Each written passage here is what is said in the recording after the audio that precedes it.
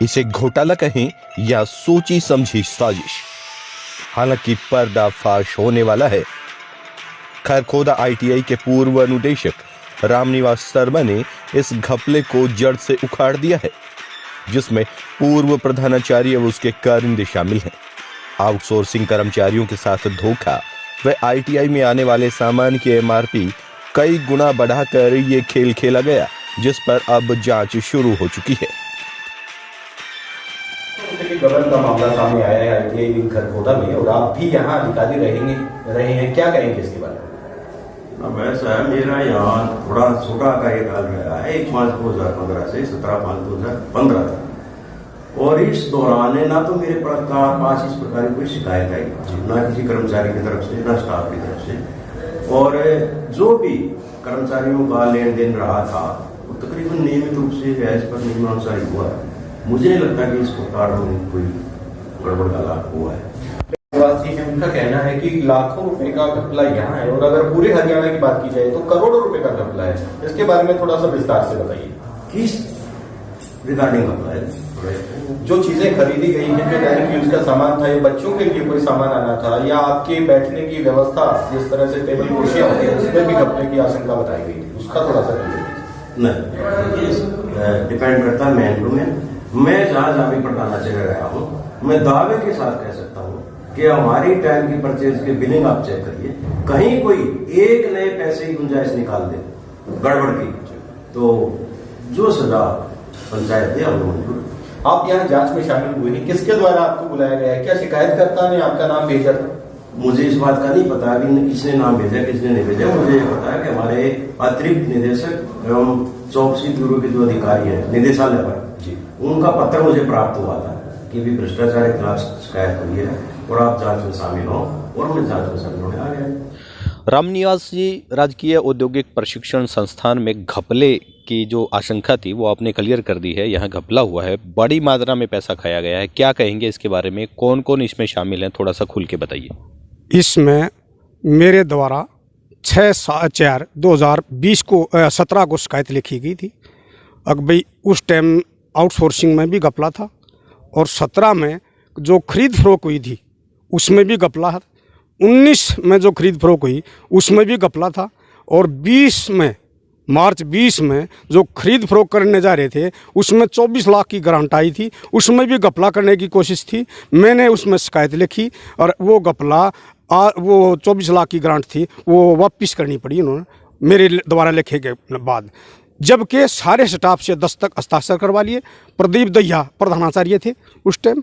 तो ये हुआ, और मैंने इसके बाद पूरे हरियाणा की शिकायत लिखी आउटसोर्सिंग की, जिसमें 25/6/2020 को शिकायत लिखी थी। अब भाई पूरे हरियाणा में इस डिपार्टमेंट में हर महीने 50 लाख का गबन हो रहा है, और 20 लाख रुपए आरएस सैनी निदेशालय में जो बैठा है वहाँ पहुँच रहे हैं, जिसलिए इन शिकायतों की जांच नहीं होती ठीक है। दोषियों को बचाया जाता है, वास्तविक तथ्यों को छिपाया जाता है।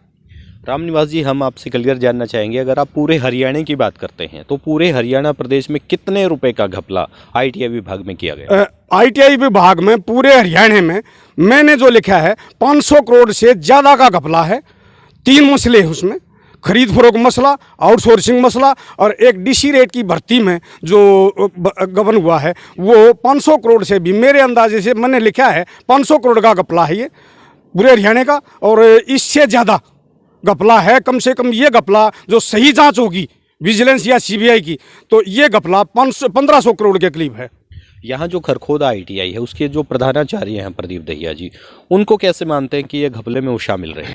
ये घपला जब जांच हुई है, मैंने लिखने के बाद पहले जांच हुई उसको दबा दिया गया, और आज जो जांच होने जा रही है इस जांच में भी पहले भी सुमित राव जी जांच अधिकारी लगाए गए थे, जब वो घपला दबा दिया गया था।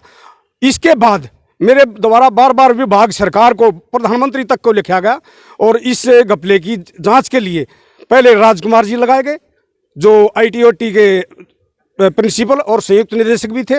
उन्होंने उन पर जब 9/6/2021 को उन्होंने जांच की तो उन पर भी प्रदीप दहिया ने दबाव बनाया, और वो जांच को छोड़ दिया, उन्होंने लिख के दिया। इसके बाद मेरे द्वारा बार बार विभाग सरकार को, प्रधानमंत्री तक को लिखा गया और इस घपले की जांच के लिए पहले राजकुमार जी लगाए गए जो ITOT के प्रिंसिपल और संयुक्त निदेशक भी थे। उन्होंने उन पर जब 9/6/2021 को उन्होंने जांच की तो उन पर भी प्रदीप दहिया ने दबाव बनाया और वो जांच को छोड़ दिया। उन्होंने लिख के दिया विभाग में, अभी मेरे ऊपर दबाव है। तो इसके बाद जो HCS अमित जी लगाए गए और अमित जी ने इन तीनों अधिकारियों ने मिलकर जांच की 25/6/2021 को जांच की। उसमें घपला सिद्ध हो चुका है। अगर भाई आउटसोर्सिंग में 17,28,637 रुपया का गबन प्रदीप दहिया ने, राजेश राणा ने और निश्चय इंडिया कंपनी ने मिलकर कराया है। तो अभी आगे क्या स्टेप रहेगा? कितना काम आपके द्वारा किया जा चुका है और क्या काम बाकी है जिनसे घपलेबाजों को सजा हो सके? अभी तो कुछ भी नहीं हुआ।